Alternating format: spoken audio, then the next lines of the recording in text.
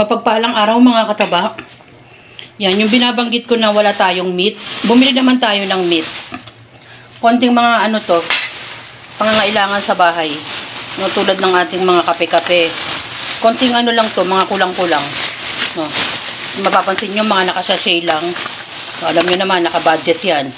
Tulad ng ating mga panggisa, toyo, suka, ganyan. Toyo, suka, patis, oyster sauce, ketchup, mga pangkape. Yung mga ganyan lang ang binili natin. Konti-konti lang yan. Pandagdag lang natin sa ating mga pangailangan. Tapos dito naman sa, yan, dahil wala pa yung aking suki sa gulay, bumili muna tayo ng konti.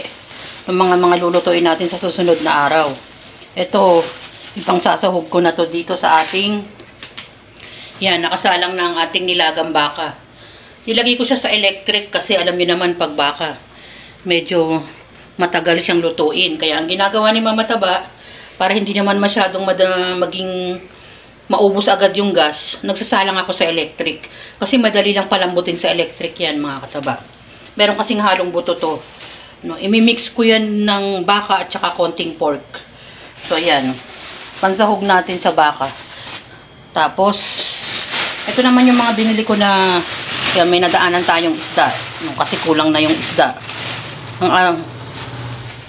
Ang aming pambansang, yung mini-mention ko, ang aming pambansang ulam na tilapia at bangus.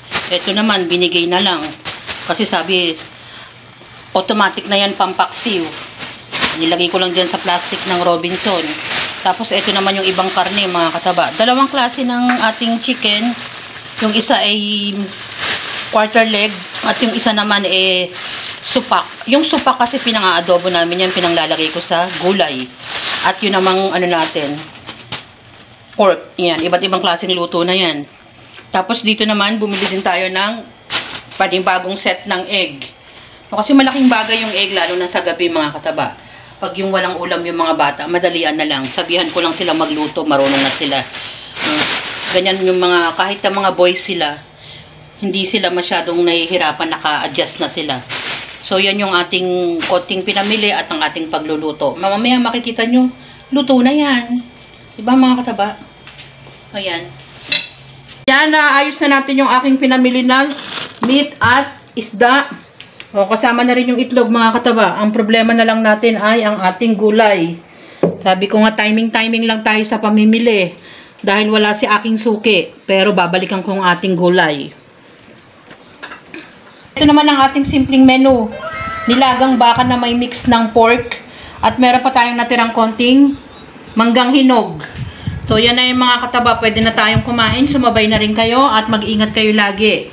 Salamat sa panonood! At, syempre, ang binanggit ko, lagi tayong mag-ingat. Lahat pala tayo.